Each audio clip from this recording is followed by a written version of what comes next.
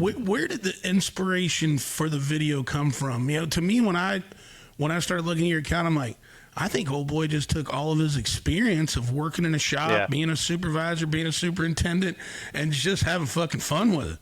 Well, so when I started making the videos, I was doing 612s up in Ohio.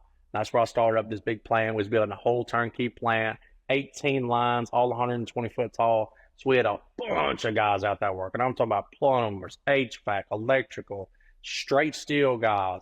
We had machinists, you name it. We had every fucking trade under one roof, and we all hated each other, and we all sat the same fucking breath crew. So the shit talking was just immaculate. It was fucking insane. I'm done. It's crazy. Well, so I started doing the videos, just kind of joking and shit. Well, I would make a video, and so I always took my lunch break an hour before everybody else. So they were working.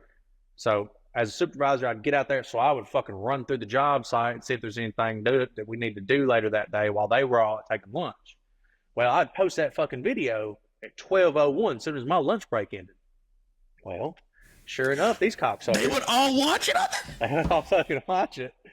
And I would fucking walk in there at like 12:58 because, you know, you motherfuckers need to get up. Let's go back to work. I'd walk the fuck in there, and they'd be like, that wasn't even fucking funny, you stupid mother. And I'm talking about they would rip my ass a new one. And they'd be like, if we would have done it, this is what the fuck we would have said. I mean, you know, they were helping me do the videos, and they were having a good time. I was having a good time. And, you know, we always had the old hand. We always had the stupid hand. We always had the new guy, you know, and it just kind of molded into, they wanted me to do this, but they didn't want to be on video. And I tried to get a bunch of them to be on video with me. They're like, no, fuck that. We don't want to be on that shit. You're an idiot, you know? Yeah. But they loved me doing it. I loved doing it. And it just kind of snowballed into what it is now. And then I worked out there with them for the first year and a half I was doing this. God, so you went from pretty much zero followers to the time do you remember about where you were at from the time you ended that job with them? I had just hit over 1 million and something on TikTok, and I had just started a YouTube channel and just started a Facebook page. Wow.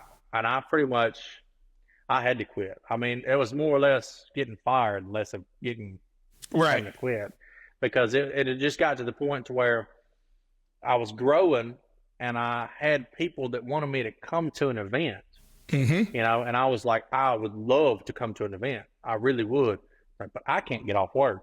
Yep. When they were like, well, we'll give you $5,000 if you come out here and you do this for our business and you do this and you help us market and advertise and stuff. And I was like, okay. I was like, so fuck me. So I'd call my boss. I'd be like, listen. I was like, man, these people are going to pay me an absurd amount of money to drive 14 hours to them, be there for 4 days, help them with their social media pages, make some videos with them, hang out, and do some shit. And he'd be like, well, that's great. Tell him no, because you can't fucking leave. And I'm like, fuck. And I'm like, fuck. And you know, they were like, and they were cool about it. They were cool about it. You know, they were like, look, we want to work with you. We think what you're doing is cool, you know, once in a lifetime kind of situation here. But at the same time, you know, you're running 6 projects in 4 different buildings.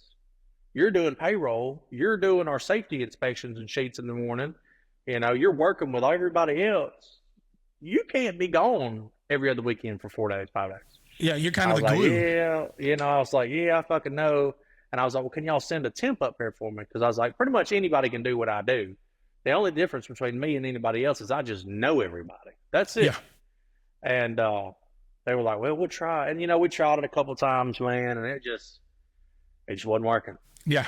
It just wasn't working. And then I just bought a new house at home, and I needed to move all my stuff out of I had a 700 square foot cabin that I'd been living in since I was 18.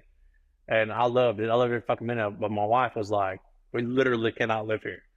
She's like, you can literally take 8 steps and be across the house in any direction. I'm like, yeah, I know, fuck. You're like, so, it wasn't much to keep up though, babe. You know what I mean? Yeah, so moved out there, moved into like a 1,500 square foot house with a big yard. And I was like, okay, shit. Okay, let's do this. So I came home to move all my stuff, moved it into the new house. Then I had some problems with the energy, then the water getting turned on. So I had to stay home 3 or 4 more days. And they were just like, you got to go back. I'm like, man, I want to go back. I was like, but I don't think I'm when I go back, I think when I come back home, that's it. And that just kind of ended up having to be the way it was. I didn't have much of a choice. You know, when things got so good with social media and I had so much stuff going on at home, I didn't have a chance to stay out there and work 612s every week no more.